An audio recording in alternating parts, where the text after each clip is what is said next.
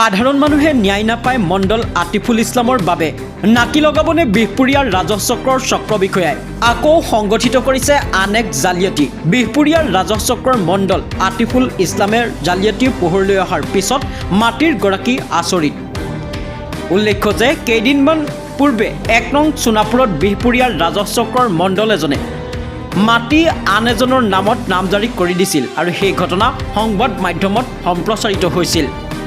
সেই ঘটনাৰ মাৰ নাযাওঁতে পুনৰ সংগঠিত কৰিলে আন এক জালিয়াতি। মণ্ডল আতিফুল ইছলামে আছামী পক্ষৰ ঘৰত আহি নিজৰ ইচ্ছা অনুযায়ী প্ৰতিবেদন দাখিল কৰিলে। লখিমপুৰ জিলাৰ বিহপুৰীয়াৰ ৰাজহ চক্ৰৰ অন্তৰ্গত দৌলতপুৰ গাঁৱৰ আব্দুল ৰছিদৰ নামত ২৫৭ নং ম্যাদী পট্টাৰ ৪০০ দাগত মুঠ আছে ৭ বিঘা মাটি। ৪০০ দাগৰ ৭ বিঘা মাটিৰ ভিতৰত মাটিৰ গৰাকীয়ে গোচৰ কৰিছিল ৫ বিঘা মাটিৰ ওপৰত। এজাহাৰত উল্লেখ কৰিছে মাটিৰ গৰাকীয়ে ৭ বিঘা মাটিৰ মাজত মাত্ৰ ৫ বিঘা মাটিৰ অপপক্ষৰ দখল কৰিবলৈ চেষ্টা কৰি আছে আৰু হাই কাজিয়াৰ সৃষ্টি কৰিব বিচাৰে। এতিয়া প্ৰশ্ন হয়, মণ্ডল আতিফুল ইছলামে কিহৰ ভিত্তিত ৭ বিঘা মাটি দখল আছে বুলি প্ৰতিবেদন দাখিল কৰিলে? ওচৰ চুবুৰীয়া বা পৰিয়ালৰ কোনো লোকক সাক্ষী লৈছে নেকি? যদি লৈছে, ৰাজহুৱা কৰাৰ দাবী মাটিৰ গৰাকী। পূৰ্বৰ পৰাই বহুত অভিযোগ মণ্ডল আতিফুল ইছলামৰ বিৰুদ্ধে। আতিফুল ইছলাম মণ্ডলে আপোনাকো পেলাব পাৰে ডাঙৰ বিপদত। সাৱধান এই জালিয়াতি মণ্ডলজনৰ পৰা। নিজৰে আৰু ৫ বিঘাটো আছে, কিন্তু ইয়াতে বেদখল কৰিছে বুলি শুনি আছো। এতিয়া গোচৰ দিছে এইটোৱে মই জানো। এই ২ বিঘা কোনে খাই আছিলে? এইটোতো ৰচিদেই খাই আছিলে। মণ্ডলত যে ৭ বিঘা ৰিপৰ্ট দিছে সিহঁতৰ মানে দখলত বুলি। নাই, সেইটো তাৰ দখলত নাই। এটা মিছা কথা না, এটা মিছা। কিবা পইচা পাতি লৈছে নেকি মণ্ডল? এইটো আমিতো ক'ব নোৱাৰো। আমিতো জনামতে মাটিখিনি আব্দুল ৰছিদৰ মেদি পাট্টা আৰু ৫ বিঘা মাটি আব্দুল কাদিৰ, আব্দুল ৰাছিদ, চুলেমা কুলচুমতে সিহঁতে তাৰমানে বুক দখল কৰিবলৈ চেষ্টা চলাই আছে। আৰু সেই বুলি আব্দুল ৰছিদে তাৰমানে ৫ বিঘা মাটিৰ গোচৰ দিছে। গোচৰ দিয়াৰ পাছত ওপৰৰ পৰা তদন্ত দিছে কৰিবৰ কাৰণে। মণ্ডলে কেনেকৈ কি কৰি তাৰমানে আমাক জনোৱা নাই। আমি পৰিয়ালৰ মানুহ, আমাক কোনো সোধ পোছ নোহোৱাকৈ, চাৰিওফালে মানুহ কোনো সোধ পোছ নোহোৱাকৈ মণ্ডলে ৰিপৰ্ট দিলে ইয়াত তাৰমানে ৭ বিঘা। মণ্ডলে কেনেকৈ ৭ বিঘা দিলে সেইটো আমি জানিবলৈ বিচাৰিছোঁ। এইটো ভুল তথ্য। তাৰমানে ৫ বিঘা মাটি লৈ গোচৰ প্ৰমাণ আছে ইয়াতে। ৫ বিঘা মাটি লৈ তাৰমানে গোচৰ দিয়া হৈছে। মণ্ডলে কেনেকৈ ৭ বিঘা দিলে এইটো আমি নাজানো। বিষয়টো তাৰমানে উচিত বিচাৰ হ'ব লাগে। ম্যাদী পট্টাৰ ৪০০ নং দাগৰ ৫ বিঘা মাটিত আছামী পক্ষগণে বেদখল দিয়াৰ অপচেষ্টা চলাই আছে। তাৰ সন্দৰ্ভত মোৰ দেউতাই ১২/৫/২০২২ তাৰিখত লখিমপুৰ জিলাৰ কাৰ্যবাহী দণ্ডাধীশ মহোদয়ৰ আদালতত এখনি এজাহাৰ দাখিল কৰিছে।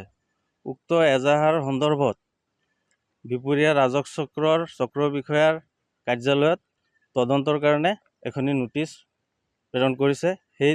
সেই মৰ্মে মণ্ডলে আমাক একো নুসুধা নেমেলাকৈ, ওচৰ চুবুৰীয়াক একো নজনোৱাকৈ, পৰিয়ালৰ মানুহক একো নোকোৱাকৈ আছামী পক্ষৰ ঘৰত বহি উক্ত ৪০০ নং দাগত ৭ বিঘা মাটি আছে, ৭ বিঘা মাটি তেখেতলোকৰ দখলত আছে বুলি প্ৰতিবেদন দাখিল কৰিছে।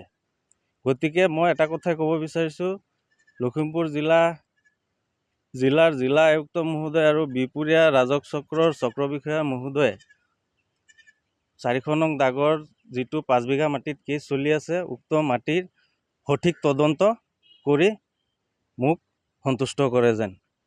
এইবিলাক দাগৰ ৭ বিঘা মাটিৰ মধ্যে ৫ বিঘা মাটি, ঠিক আছে। দৌলতপুৰ মেপৰ আৰু এইটো চাক ৰিপৰ্ট দিছে মণ্ডলে। এইটো ৰিপৰ্ট দিছে মণ্ডলৰ আতিফুল ইছলাম। হয়, তেখেতে আৰু কাৰ লগত মিলি কি কৰিছে? হয়। এইটো সোধক, আমাৰ এই ওচৰ চুবুৰীয়া আছে, খুৰা আছে, সুধিব পাৰে আপোনালোকে। হয়, কেছটো এই অলৰেডি আপোনাক মই দেখাই আছোঁ। ৫ বিঘা মাটিত দিয়া আছে, ইয়াত লিখা আছে স্পষ্ট। হয়, এতিয়া যোৱা ২৫ তাৰিখে আপোনাৰ এটা তাৰিখ আছিলে, মেজিষ্ট্ৰেটে আমাক মাতিলে। তাত এই মণ্ডলৰ ভুল তথ্যৰ ওপৰত ভিত্তি কৰি আমাৰ গোটেইখিনি ৭ বিঘা মাটি জব্দ কৰাৰ এটা মানে হেৰি কৰি দিছে। হয়, কি কেছ কৰিছোঁ? মূল কেছ আমাৰ ৫ বিঘা মাটি। আৰু 2 বিঘা মাটি ক'ৰ পৰা আনিলে তেতিয়া মণ্ডলে? মণ্ডলে জানে, মণ্ডল কাৰ সাক্ষীবাদীত এইটো কৰিছে এইটোতো আমি নাজানো, আমি একো গম নাপাওঁ। আমি ফুৰিয়ে দি আমাকতো জনাব লাগিছিলে।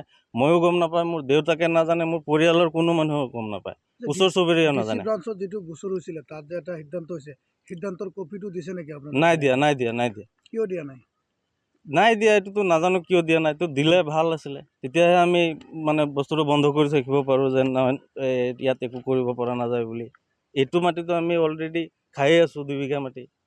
কি বুলি ভাবে মণ্ডলে টকা পইচা লেনদেনত? হয়, মণ্ডলে তেখেতলোকৰ লগত মিলা মিছা আছে বুলি মোৰ 100% মানে সন্দেহ।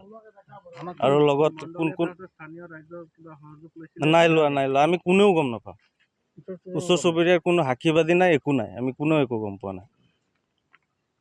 News desk report, Assam north east news live 24/7।